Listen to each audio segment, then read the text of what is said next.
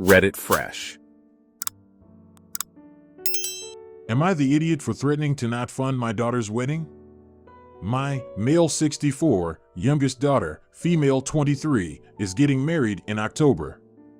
My wife, female 64, and I have told her we would pay for her wedding like we did for all of our married kids and will do so if others get married. We like to grant our kids freedom in what they choose to do, but a recent conflict has her calling us a-holes. Our oldest, female 34, has 4 kids, including a female 13, trans daughter. We love our granddaughter and support her 100%. Our granddaughter has a boyfriend, 13M. He's a great guy, very athletic, is on the baseball team and is active, helping our granddaughter get into fitness and offering to help her study. Our granddaughter recently asked him to go dress shopping with her to help her pick out a dress. She ended up picking some vintage Edwardian dress. She showed it to us with her boyfriend and he was complimenting her and she seemed to like it. Our daughter asked to see her niece's dress, saying she didn't trust her judgment because she was probably just listening to her boy and said she had poor taste. I asked why she needed to see it, but she wasn't giving an answer. I thought it was weird, let her see it, and she just rolled her eyes at me. The next issue came when our granddaughter wanted to invite her boyfriend to the wedding. Our daughter insisted that we should invite everyone, friends, family, etc. We have invited second and third cousins, old friends from high school, etc. We mentioned to her that our granddaughter wanted to invite him, but she said no because he doesn't respect authority. We asked her what she meant by this, and she was talking about how his parents didn't want him to initially date her because they were transphobic, but have since become more accepting. She said that kids should follow authority, and based on that, if he can't follow his parents' orders, how can he be expected to behave at the wedding? I told her she sounded ignorant and like she was okay with the transphobia, but she denied that. We also asked her to let him come because he could spend the night away from his younger brother, 11, who's far less accepting than his parents and is, from all I know, a massive jerk of a kid. My granddaughter's boyfriend says he doesn't even consider him a brother. Our daughter said she didn't care and said he needs to grow up.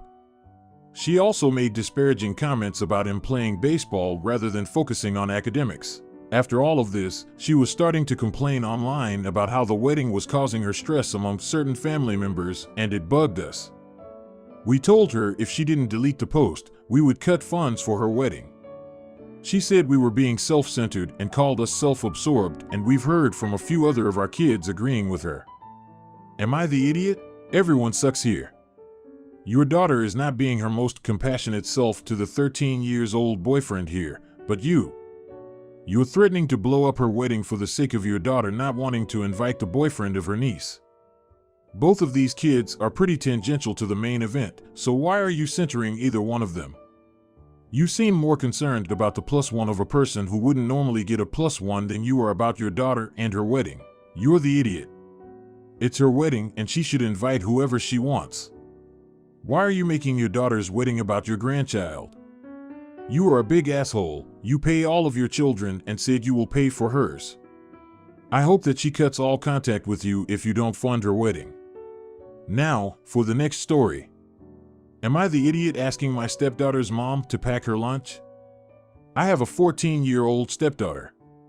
I first met her when she was 10. We got along very well from the moment that we met, and I love her just as much as I love my own daughter, 2F. Even though her school provides lunch, the food is terrible, so I pack her lunch every day. It also helps us bond as she sometimes helps me cook for her lunch, and we like to make and try new foods. She spends 1 week with us and 1 week with her mom, and recently she has been complaining that her mom forces her to eat the school's lunch. I tried talking to her mom and told her how much she hates the school lunch and suggested she should do what we do. She suddenly got mad and started to angrily tell me that I have no idea how hard it is to be a single mom of 3 kids, and that unlike me, who am a gold digger who doesn't even work, she doesn't have extra time to spend on making lunch. I got mad and told her that even though I have a toddler, I managed to be a good mom to my stepdaughter, so she needs to stop making excuses for being a shitty mom. She called me an idiot and many other names and ended the call edit. No, I wasn't the affair partner. They had been divorced for a year when I met my husband. No, we don't have a huge age gap. He is 41 and I'm 34. No, I never say anything bad about her to my stepdaughter. It's not my adult that she has decided to be a shitty mom and drive her child away. She can't even spend an hour a day or even an hour a week with my stepdaughter. Of course, my stepdaughter doesn't feel loved by her. Of course, she'd rather be somewhere that everyone loves her and spends time with her. Nobody is asking her to pack lunch every day, but is it so hard to do it once a month just to make her child happy? Final edit. Everyone is so biased and sees her as a poor single mom, so I won't answer anymore. I love my stepdaughter and will do anything to make her happy, so I will take food to her school for her every day, and this poor woman that you are all defending allows her kids to bully my child. Yes, my child, because I love her and she calls me mom. However, I don't think me bringing food for her will solve anything, because all she wants is to spend time with her mom like she does with me. This woman hardly ever spends any time with her. She even missed all of her basketball games, while she has never missed a single one of her son's games. She always finds time to spend with her sons, but never with her daughter, and my child deserves better than this. You're the idiot. She has 3 kids, you have 2. She's a single mom, and you are a stay-at-home mom. Yes, there are a few differences between you, and she shouldn't have started yelling, but telling her kid to eat what the school offers doesn't make her a shitty mom. You're the idiot, ooh boy. This is not how you respectfully co-parent, OP. You escalated a situation that didn't require your intervention in the first place, and likely your stepdaughter will be the one who suffers when the adults in her life act like unruly children. Do better, for the sake of your stepdaughter. Now, for the next story. Am I the idiot for telling my boyfriend's kids to treat me like a roommate, not a stepmom? I have been with my boyfriend for almost 3 years and moved in 4 months ago. He has 6 kids. He has 2 adult sons, a 17-year-old son, 15-year-old daughter, 14-year-old son, and 7-year-old son. He has custody of his youngest son 2 days during the week and every other weekend. The teenage kids no longer follow any custody agreement and split time between parents how they choose. I would say I have a fairly good relationship with his kids, and I actually enjoy spending time with them. One of the things that annoys me is they often eat food I specifically bought for myself, so when I go and grab a snack there's nothing to eat. This happens frequently, and even when I tell them something is for me, they eat it. My boyfriend's daughter regularly uses the master bathroom as it's the only one with a bath, but she never cleans up after herself and uses my products, and when I mention it, she just shrugs me off. A couple nights ago my boyfriend was out of town and the 3 teens still spent the night at his place. I kept to myself and let them do their own thing. I made myself some dinner, and when I was almost done, 2 of the kids and one of their friends came into the kitchen. The daughter asked why I hadn't asked them if they wanted anything, and I replied that they know how to sort themselves out and I'm not their chef. She ended up making dinner for her brothers and her friend.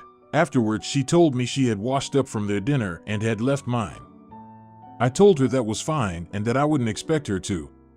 She went on to again comment on me not asking about what everybody else was doing for dinner. I again told her that wasn't my business.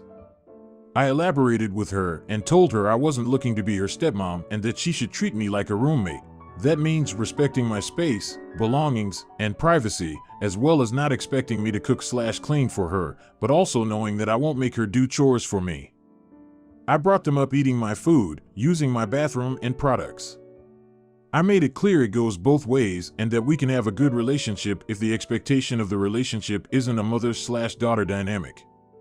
At some point she told her dad what I said. When he confronted me, I told him that's how I feel and that I thought we were on the same page about his kids. He claimed that not wanting me to parent his kids is different from me treating them like a roommate. He points out his kids cook for themselves and for the family all the time and help each other with things they need, e.g. oldest giving rides, babysitting, reading/playing with the youngest. He thinks this makes it seem like I don't want to be part of his family at all. I told him that isn't true, as I enjoy my time with his kids, but that doesn't mean I want to end up in a position where I'm their maid. I'm also not against the nature of my relationship with his kids changing as our relationship continues. Am I being the idiot? You're the idiot. It is common courtesy to ask people who are present, especially your partner's kids, if they would like something you're making. It's not necessary to make something different for them, and of course she needs to respect your things. But yikes. You weren't very nice. Sometimes it's better to be nice than right, especially as an adult. This would be a red flag for me if I were your partner, not the idiot. Although I question who is actually being a parent. Leaving a 14, 15, and 17 and not having any plans for meals, rides, and emergencies has me confused. Does he normally let these kids just take care of them when he's out of town? Some communication needs to happen. Did they think you were the adult in charge? Did he tell them that? Are they allowed to have friends over when he's out of town? It's the parent's job to set the expectations. From how it's written, it sounds like the kids thought you were the adult in charge and you didn't sign up for that. Now, for the next story.